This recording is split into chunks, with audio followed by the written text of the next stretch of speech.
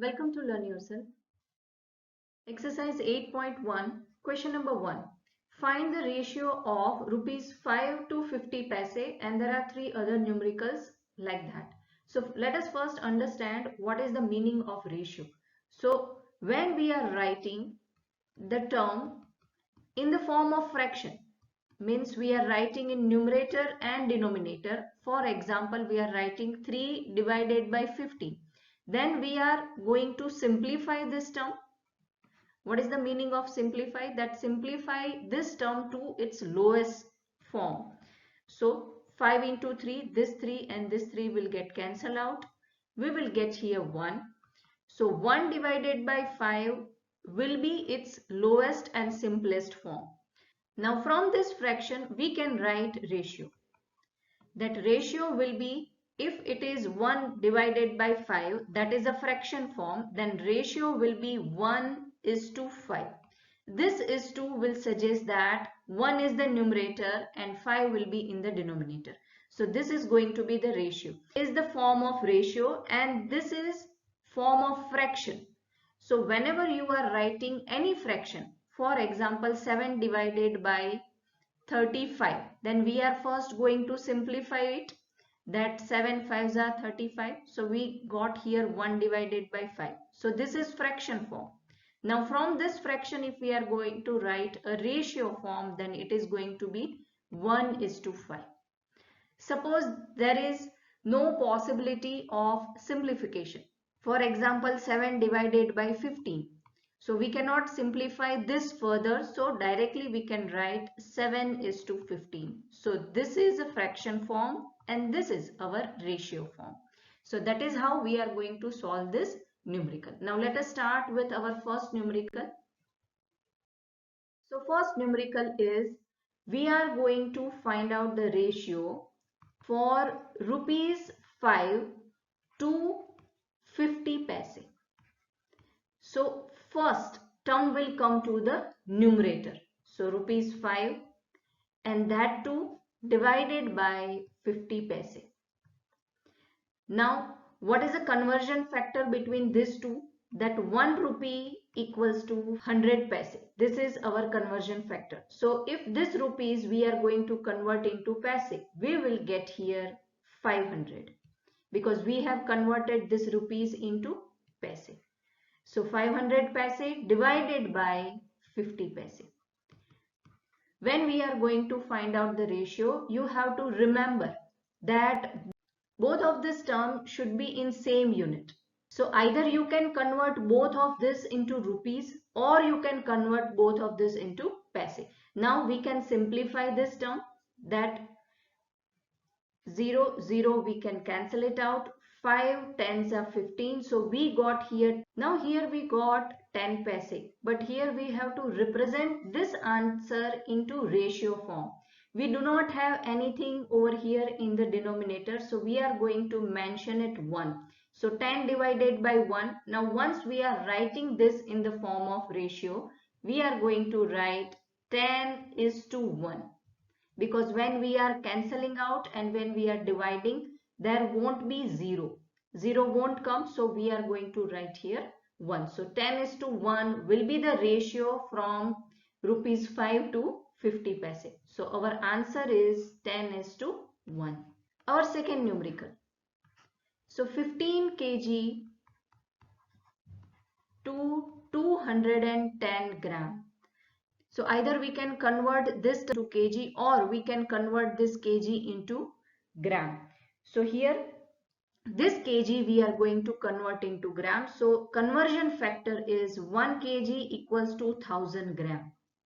So we are going to multiply this 15 kg into 1000. So we will get here 15 into 1000. We have converted this into gram divided by 210. It is already gram. Now once we will divide this, we will get this 0 cancelled out. Now 3 5s are 15 and 3 7s are 21. So here we got 500 divided by 7 and they both are gram. Now further Division is not possible, so this is going to be our answer. That ratio is going to be 500:7. So this is our answer. Now third numerical, 9 meter to 27 centimeter. Let us see the conversion factor, that 1 meter equals to 100 centimeter. So let us convert this meter into centimeter. When we are converting big unit into small unit, we are going to multiply. When small unit we are going to convert into big one, then we have to divide. So you can remember this as BSM and you can remember this as SBD. So big unit like kg, when you are converting it into gram, you have to multiply with its respective conversion factor. When gram you are converting into kg, with the same conversion factor you are going to divide. So you can remember this, that BSM and SBD. M stands for multiplication, D stands for division. Now here meter is a bigger unit. We are converting this into smaller unit. So we have to multiply BSM. So 9 is going to multiply with 100 divided by 27. This both are centimeter. 9 3s are 27. Now further reduction or lowest term is not possible here. So our ratio here will be 100:3. Our fourth numerical, that 30 days to 36 hours. Now in one day 24 hours will be there. So we have 36 hours. We are converting this days into hours. So we have to multiply with 24. So 30 into 24, this we have converted completely into hours. Then divided by 36 hours. Now let us divide this with 6. So 6 5s are 30, 6 6s are 36. So 5 into 24 divided by 6. Now further this we can divide 6 4s are 24.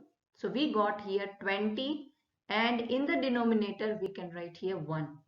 So 20 divided by 1 and our ratio is going to be 20:1.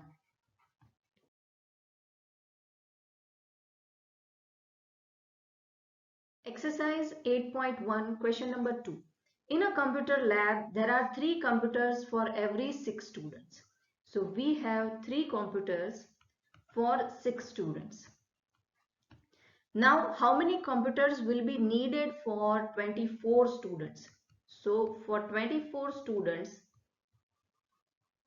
how many computers will be needed? So here we are going to use unitary method. In this unitary method, 3 details have been given to us and we have to find out one detail. So we have to find out computer. So we have kept the question mark just below the computer because we are going to find out the quantities for the computer. Now wherever the 2 quantities will be there, those 2 quantities will get multiplied with each other and these 2 quantities will come in the numerator. So 3 into 24 will come into the numerator and they both will get multiplied. For example, if something like this will be there, A equals to B and C equals to what we will get, then C and B will get multiplied. Those two which are diagonally opposite to each other, they will come into the numerator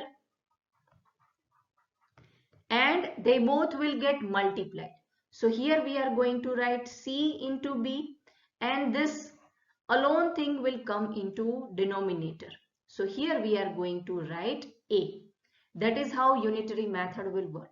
Now what is this format? What we have written? It is like A equals to B and here we have written C.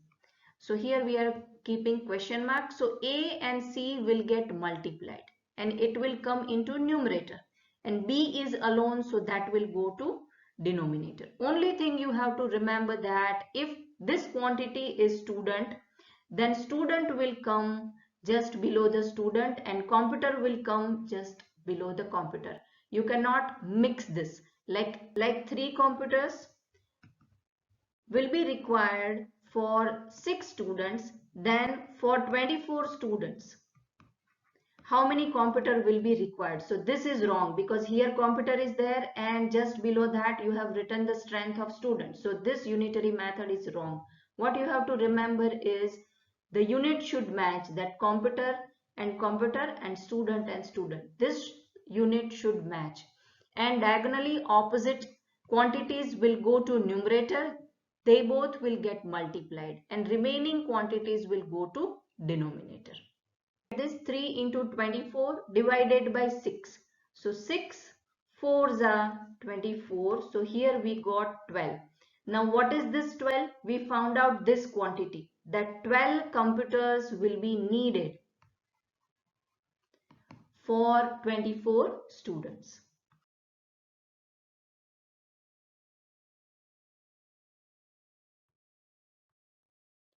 Exercise 8.1, question number 3.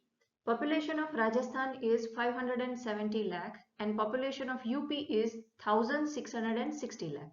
Whereas area of Rajasthan is 3 lakh kilometer square and area of UP is 2 lakh kilometer square. So first question is, how many people are there per kilometer square in both of the states? So here we have to find out that per kilometer square how many people are there. Now population area, this fraction will give us people per kilometer square. So whatever population is there per state, that will be divided by area. So this we are going to find out for both of the states, Rajasthan and UP. Let us find out the first one, that for population for Rajasthan. So this is a population of Rajasthan divided by the area of Rajasthan, that is 3 lakh kilometer square. So here I am going to write 3 lakh kilometer square. So 570 divided by 3. So 3 ones are 3. We will get here 2, 7, and we will get here 9. So 3 9s are 27. So we will get here 0 and this 0 will come down and here we are going to write 0. So answer is 190. So we can divide this with 190. Now 190 lakh will get cancelled out and we will get here people per kilometer square, because this kilometer square is in the denominator. So we can write like this also, 190 people per kilometer square. That means for 1 kilometer square there are 190 people in Rajasthan. So this is a population count for Rajasthan. Now let us find out the same thing for the UP. So here the population is 1660 by the area. So that is 2 lakh kilometer square. This term, so 1660 divided by 2, so 2 8s are 16, 0 0, the 6 will come down, so here we will get 3, so 6 0, and this 0 will come down and here we have to put 0 for that. So we got here 830. This lakh will get cancelled out, so we got here 830 people per kilometer square. That means 830 people population are there in 1 kilometer square.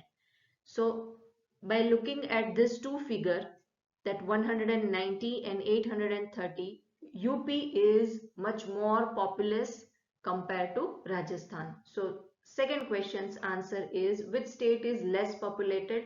Then Rajasthan is less populated.